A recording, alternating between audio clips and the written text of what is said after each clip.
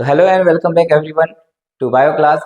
आज हम लोग क्लास 10th के एक टॉपिक को डिस्कस करने वाले हैं जो कि है न्यूट्रिशन इन एनिमल्स या हेटरोट्रॉपिक न्यूट्रिशन। यहाँ पे हम लोग क्या बात करने वाले हैं, हम लोग हेटरोट्रॉपिक न्यूट्रिशन के टाइप्स तक बात करने वाले। तो ये वीडियो छोटी रहने वाली है, काफ़ी लेंथी वीडियो नहीं होगी ये। इस वीडियो में हम लोगों ने क्या किया है, फोकस किया है हेटरोट्रॉपिक न्यूट्रिशन के टाइप्स को समझना, और साथ साथ बहुत सारे इमेजेस हम लोग ने यहाँ पे डाले हुए ताकि हम उन वर्ड्स को भी समझ सके जो कई बार हमसे मिस हो जाते हैं, क्लासेस में हम समझ नहीं पाते। तो काफ़ी सारे इमेजेस के साथ हम लोग इस वीडियो को स्टार्ट करने वाले हैं। देखेंगे हम लोग सबसे पहले हेटरोट्रॉपिक न्यूट्रिशन क्या होता है, इसके बारे में हम लोग देख लेते हैं। एक मोड ऑफ न्यूट्रिशन होता है जिसमें ऑर्गेनिज्म जो होते हैं वो अदर ऑर्गेनिजम्स पर निर्भर करते हैं, क्योंकि हेटरोट्रॉपिक न्यूट्रिशन में एनिमल्स आते हैं। एनिमल्स जो अपना खाना खुद से नहीं बना सकते, पैरासाइट्स, उसके बाद जैसे कि बैक्टीरिया हो गए, फंगी हो गए, ऐसे सारे ऑर्गेनिज्म जो फोटोसिंथेसिस नहीं कर सकते या कोई भी ऑटोट्रॉफिक मोड ऑफ न्यूट्रिशन जिनका नहीं होता, वो क्या करते हैं, वो हेटरोट्रॉफिक मोड ऑफ न्यूट्रिशन करते हैं अपने एनर्जी रिक्वायरमेंट के लिए। तो इसमें क्या होता है, ऑर्गेनिज्म अदर ऑर्गेनिज्म पर निर्भर करते हैं अपने फूड के लिए। फिर इसके टाइप्स भी होते हैं जैसे सैप्रोफाइटिक, पैरासाइटिक, सिम्बायोटिक और होलोजोइक। यहाँ पे हम लोग एक चीज देखते हैं, इस वर्ड को हेटरोट्रॉफिक न्यूट्रिशन या हेटरोट्रॉफिक, ये जो वर्ड है ये आया है दो वर्ड से। हेटेरो जिसका मीनिंग होता है अदर, और ट्रॉप्स इसका मीनिंग होता है न्यूट्रिशन।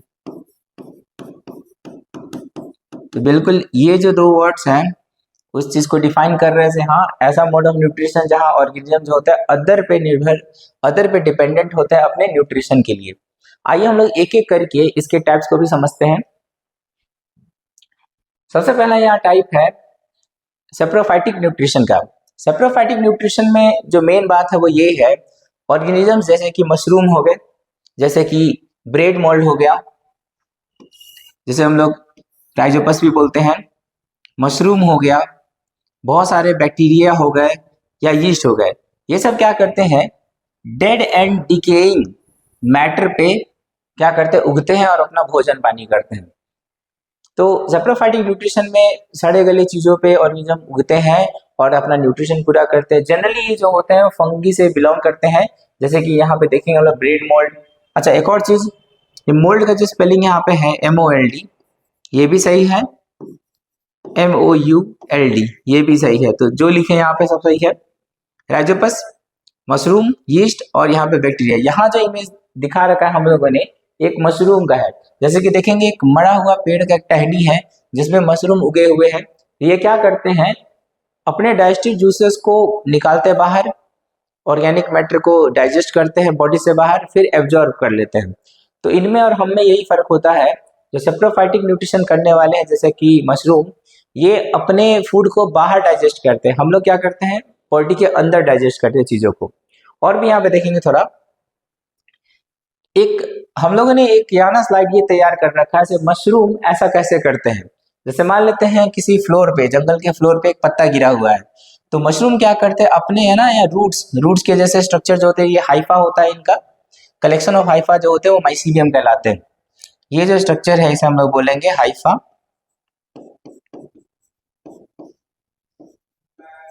हाइफा, ये जो हाइफा है, बहुत सारे से हाइफा है, तो इनके हाइफा के कलेक्शन को हम लोग क्या बोलते हैं, माइसीलियम बोलते हैं।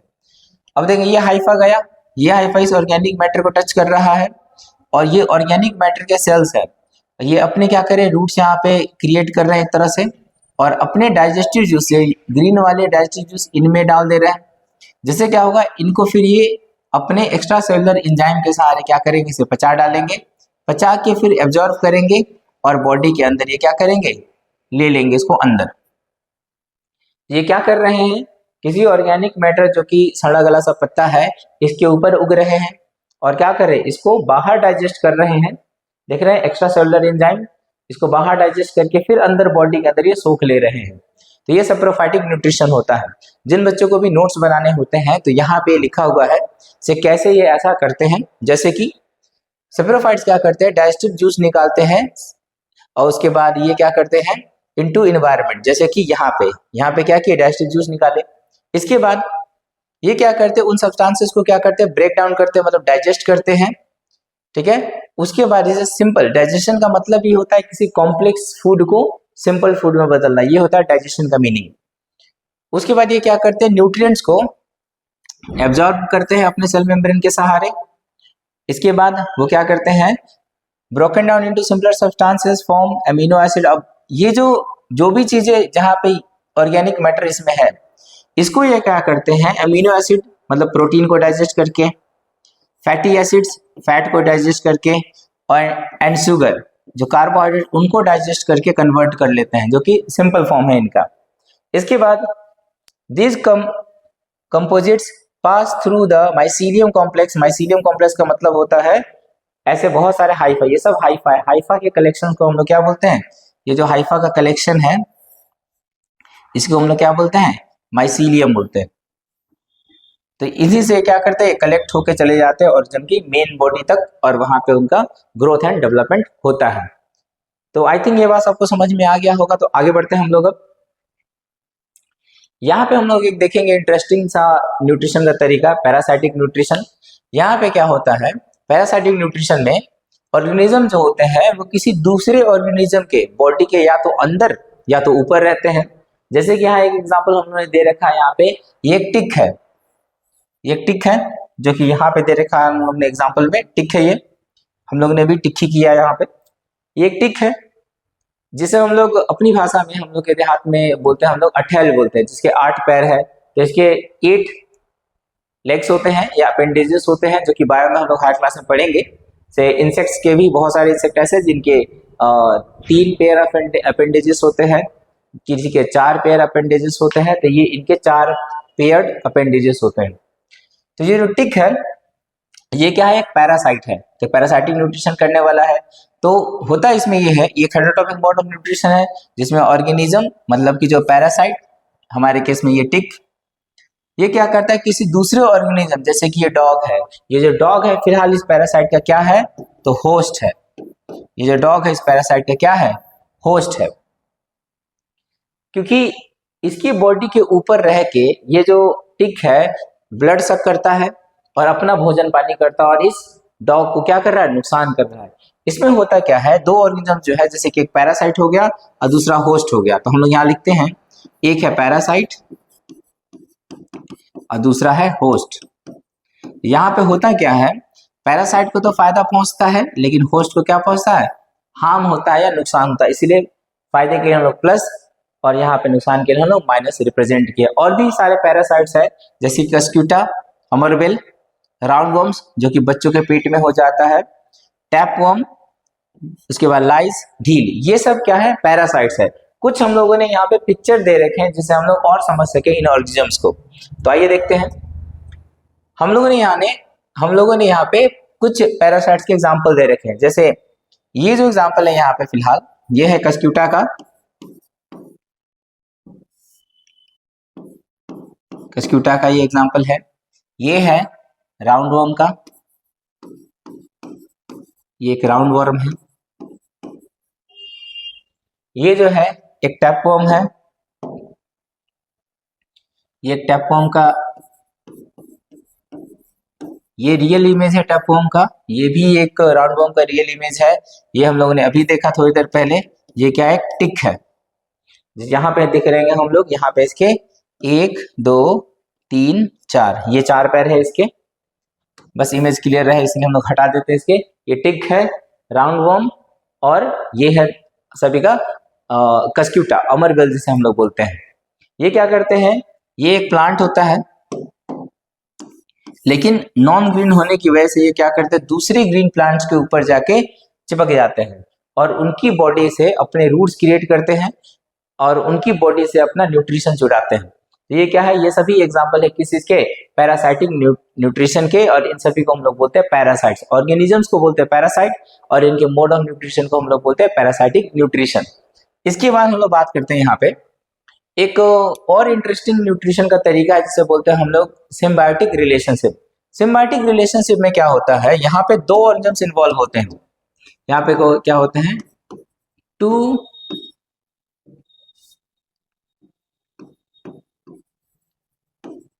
organisms are involved यहाँ पे क्या होते हैं, दो ऑर्गेनिज्म इन्वॉल्व होते हैं। इसमें क्या होता है, दोनों को फायदा होता है, इसलिए हम लोग यहाँ बोलते हैं म्यूचुअल बेनिफिट, दोनों को बेनिफिट होता है। एग्जाम्पल के तौर पे, एग्जाम्पल एक हम लोग लेके चलते हैं बढ़िया सा एग्जाम्पल, इसको बोलते हैं लाइकेन। लाइकेन का हम लोग एग्जाम्पल लेके चलते हैं। तो ये जो फिगर है बेसिकली यही रिप्रेजेंट किया कर रहे हैं हम लोग यहाँ पे, ये एक लाइकेन का फिगर है। लाइकेन क्या होता है, पेड़ों पे कुछ ऐसे स्ट्रक्चर हम लोग देखेंगे, ये लाइकेन होता है। लाइकेन में होता है क्या, यहाँ पे दो ऑर्गेनिजम्स होते हैं लाइकेन में। एक जो होता है फंगस होता है या फंगी, और दूसरा जो होता है अलगी। दोनों की अपनी अपनी मुश्किलें हैं। जैसे कि अलगी जो है फोटोसिंथेसिस कर सकता है, अलगी फोटोसिंथेसिस कर सकता है।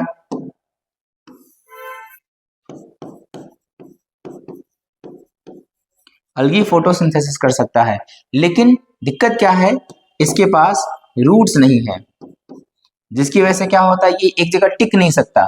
तो इसको टिके रहने के लिए किसका सहारा चाहिए, फंगी का सहारा चाहिए। तो इसके पास क्या होते हैं, रूट्स होते हैं।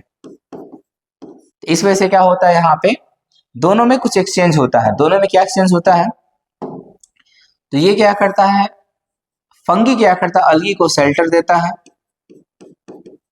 और इसको ये अलगी क्या देता है, फूड देता है। तो यहाँ पे क्या हो गया, दोनों का फायदा हो गया। दोनों का फायदा होने की वजह से लाइकेन क्या है, एक सिम्बायोटिक रिलेशन है।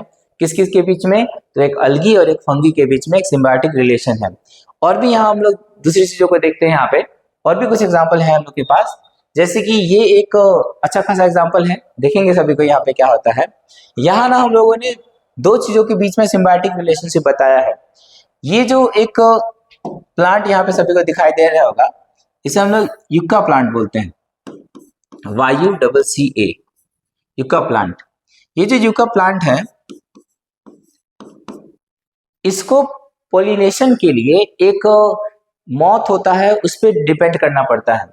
ये वो मॉथ है जिस पे डिपेंड करना पड़ता है, इसका नाम है युक्का प्लांट, और यहाँ पे है प्रोनुबा मॉथ, ये नाम है उस कीड़े का।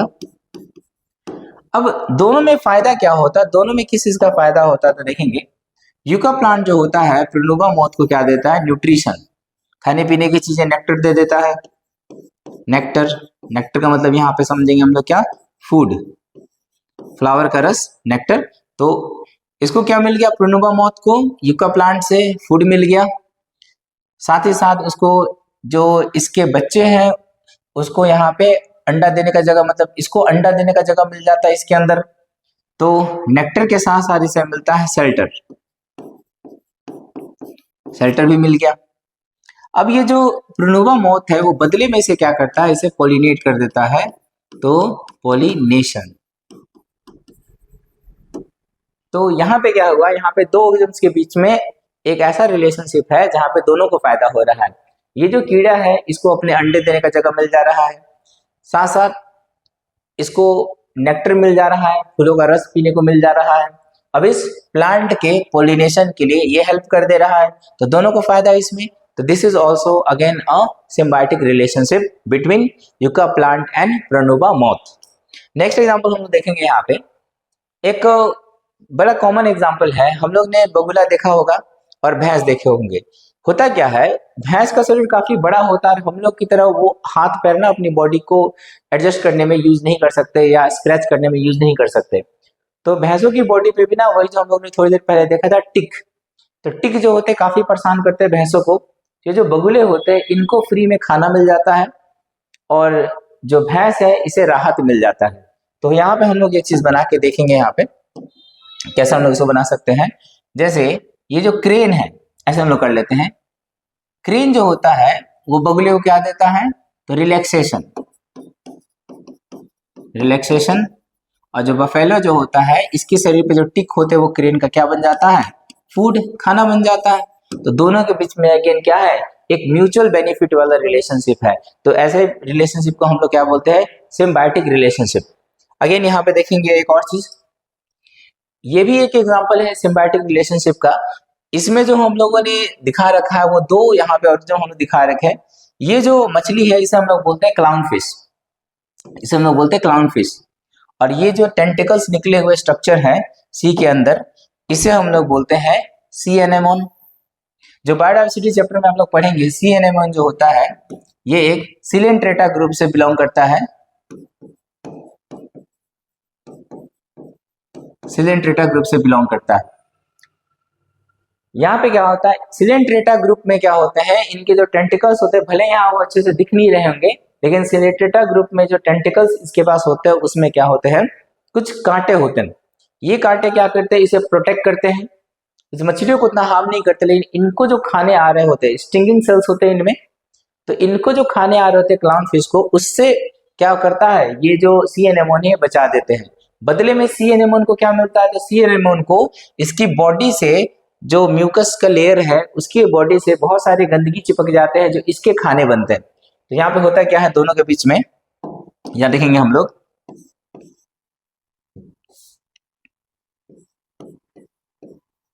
क्लाउन फिश और यहाँ पे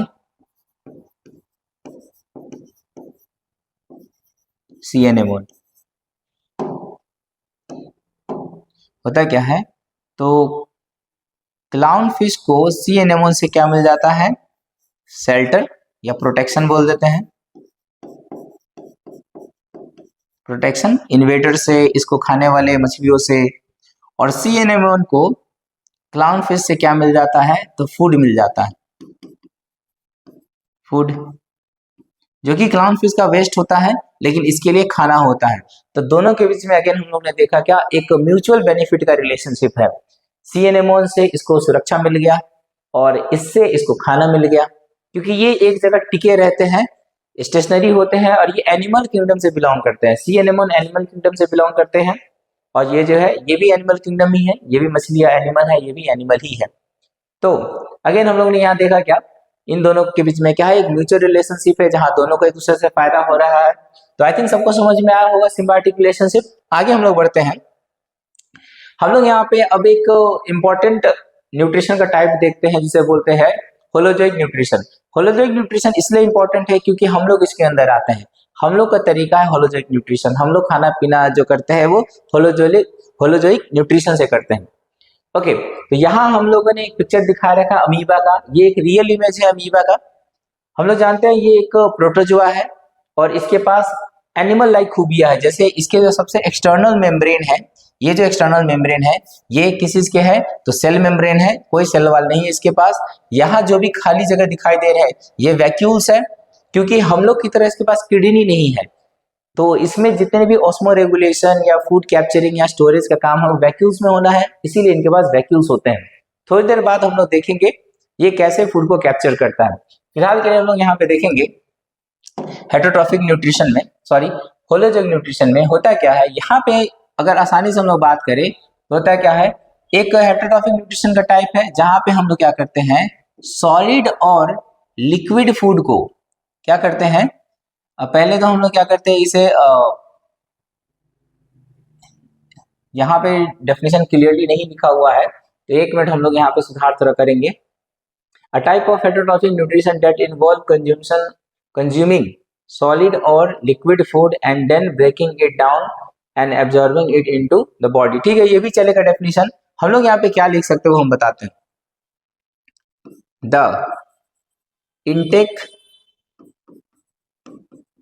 इंटेक ऑफ, या इससे भी बढ़िया हम लोग डेफिनेशन लिख सकते हैं, the process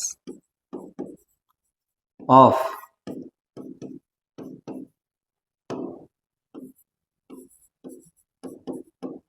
internalization and processing of solid and liquid food, इसे हम लोग बोलते हैं होलोजोइक न्यूट्रिशन, जो कि अगेन होता है कितने स्टेप में, 5 स्टेप में होता है। जैसे एक एग्जांपल हम लोग लेते हैं, एक बिस्किट का एग्जांपल लेते हैं। अगर हम लोग कोई बिस्किट खाते हैं तो जैसे माउथ में हम लोग रखे, एक स्टेप हम लोग पूरा कर लिए जिसे बोलते हैं इंजेशन। फिर इस बिस्किट को हम लोग क्या करेंगे, तोड़ेंगे, जैसे उसे दांतों से चबा के छोटा साइज करेंगे, फिर निकल लेंगे अंदर, फिर उस बिस्किट के जितने न्यूट्रिएंट कंपोनेंट्स है, जैसे कि कार्बोहाइड्रेट उसमें होगा, प्रोटीन होगा, fat, vitamin, minerals and so on, और भी चीजें होंगी, उन सभी को हम लोग क्या करेंगे, डाइजेस्ट कर लेंगे, पचा देंगे, सिंप्लीफाई कर देंगे। उसके बाद हम अपनी बॉडी से उसे लेंगे, एब्जॉर्व करेंगे, उसका यूज करेंगे, और फिर जो भी अनडाइजेस्टेड और अनएब्जॉर्ब फूड मैटर है उसे हम लोग बॉडी से बाहर निकाल देंगे। तो इस तरह हम लोग कर करके 5 स्टेप करके अपनी पूरी बॉडी में न्यूट्रिशन का प्रोसेस कर पाएंगे, जो कि होलोजोइक न्यूट्रिशन है। तो देखते हैं हम लोग यहाँ पे स्टेप्स। तो ओके, अब हम लोग क्या देखते हैं, यहाँ पे स्टेप्स ऑफ होलोजोइक न्यूट्रिशन देखते हैं। तो 5 स्टेप में ये होता है। सबसे पहला जो स्टेप है वो है इंजेशन, फिर डाइजेशन, एब्जॉर्प्शन, एसिमिलेशन और इजेशन। आसान भाषा में लोग समझते हैं, बस खाने को बॉडी के अंदर ले लेना इंजेशन, उसे सिंप्लीफाई करना डाइजेशन, सिंप्लीफाइड न्यूट्रिएंट्स को बॉडी में एब्जॉर्व करना एब्जॉर्प्शन, मतलब बॉडी में क्या करना, उसे ले लेना, अंदर ले लेना स्मॉल इंटेस्टाइन के सहारे, वो हो गया एब्जॉर्प्शन। फिर उसको यूज करना, यूजिंग, इसे यूज करना हो जाता है एसिमिलेशन।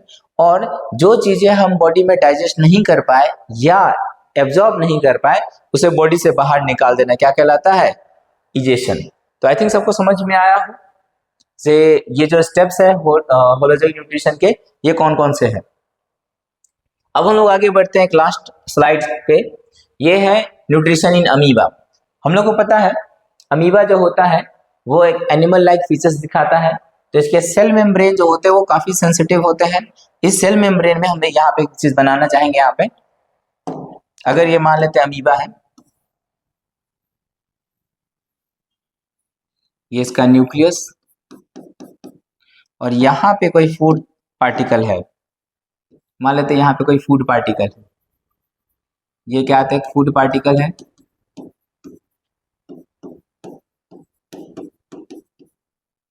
फूड पार्टिकल है, यहाँ देखेंगे क्या हम लोग, देखो अमीबा के पास यूनिसेलुलर ऑर्गेनिज्म होने की वजह से ना तो इसके पास कोई आंख है, ना तो ब्रेन है, ना ही कोई ऐसी चीजें हैं, हाथ पैर भी नहीं है इसके पास। तो ये कैसे सेंस करता है, तो यहाँ पे एक चीज बताएंगे हम लोग। अमीबा के जो मेम्ब्रेन होते हैं इसमें कीमो रिसेप्टर्स होते हैं। कीमो रिसेप्टर्स, ये क्या होता है, ये होते हैं कीमो रिसेप्टर्स।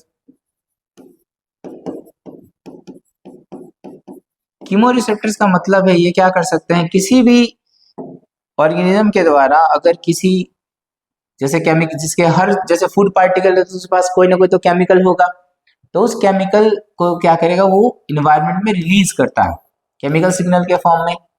अब इस केमिकल सिग्नल को ये जो कीमो रिसेप्टर्स होते हैं क्या कर लेते हैं, सेंस कर लेते हैं, यहाँ पे कुछ केमिकल है, और इसको अगर ये पता चले से वो खाने लायक है तो उसकी तरफ क्या करेंगे, ये अपना ग्रोथ स्टार्ट कर देंगे, अपने सूडोपोडिया को उसकी तरफ बढ़ाना स्टार्ट कर देंगे।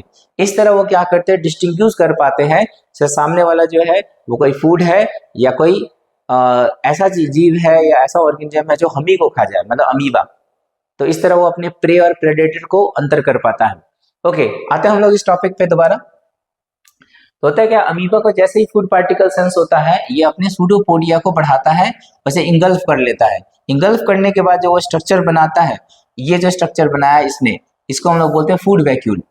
फूड वैक्यूल के अंदर क्या होता है, डाइजेशन स्टार्ट होता है। इसको भी हम लोग यहाँ समझेंगे डाइजेशन कैसे होता है। यहाँ पे जैसे ही मान लेते हैं यहाँ पे, जैसे ही मानते सी अमीबा है, इसने क्या किया, एक फूड वैक्यूल क्रिएट किया। यहाँ पे वो फूड वैक्यूल है और इसके अंदर क्या था, वो फूड पार्टिकल था।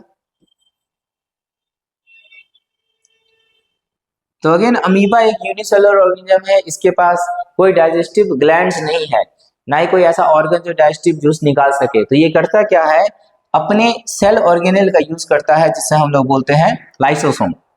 लाइसोसोम यहाँ पे आता है और अपने सिक्रेशंस को इसके अंदर डाल देता है, सिक्रेट करता है।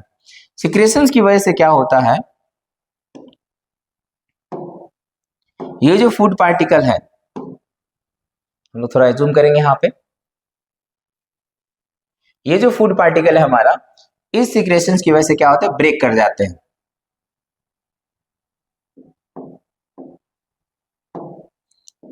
ये क्या करते हैं, ब्रेक कर जाते हैं, ब्रेक डाउन हो जाता है इनका।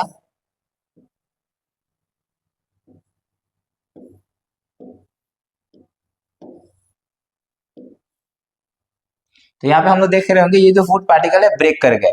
ब्रेक करने के बाद अब ये क्या होता है, अब ये बॉडी में दोबारा अब ये क्या होंगे, ये जो पार्टिकल्स है यहाँ पे वो सब क्या हो जाएंगे, वो एब्जॉर्ब हो जाएंगे। तो यहाँ से चीजें धीरे धीरे बॉडी में क्या होने लगेंगी, यहाँ से एब्जॉर्ब होने लगेंगी, यहाँ से चीजें एब्जॉर्ब होकर बॉडी में चली जाएंगी। आई थिंक ये सबको समझ में आ रहा होगा। तो इस तरह क्या होता है यहाँ पे फूड का, यहाँ पे हम लोगों ने क्या देखा, ये क्या है, लाइसोसोम्स है। लाइसोसोम्स, लाइसोसोम्स में क्या होते हैं, हाइड्रोलिटिक एंजाइम्स होते हैं। ये हाइड्रोलिटिक एंजाइम्स क्या होते हैं, सीक्रेट किए जाते हैं फूड वैक्यूल में।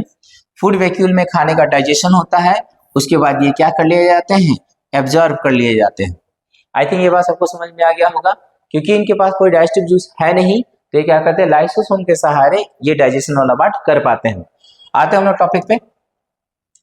इसके बाद फूड वैक्यूल बनने के बाद वो क्या करते हैं, एसिमिलेट करते हैं। एसिमिलेट करने का मतलब होता है ये जो एनर्जी या ये जो फूड मैटर यहाँ पे डाइजेस्ट हुआ है, उसके बाद एब्जॉर्ब हुआ है, ये बॉडी में कहीं ना कहीं जाके यूज हो जाएगा। उसके बाद ऐसी चीजें जो बॉडी डाइजेस्ट नहीं कर पाई है या एब्जॉर्ब नहीं कर पाई है, उसे क्या करेंगे, ये बॉडी से बाहर निकाल देंगे। इस प्रोसेस को क्या बोलते हैं, इजेशन। तो आई थिंक सबको ये टॉपिक समझ में आया होगा।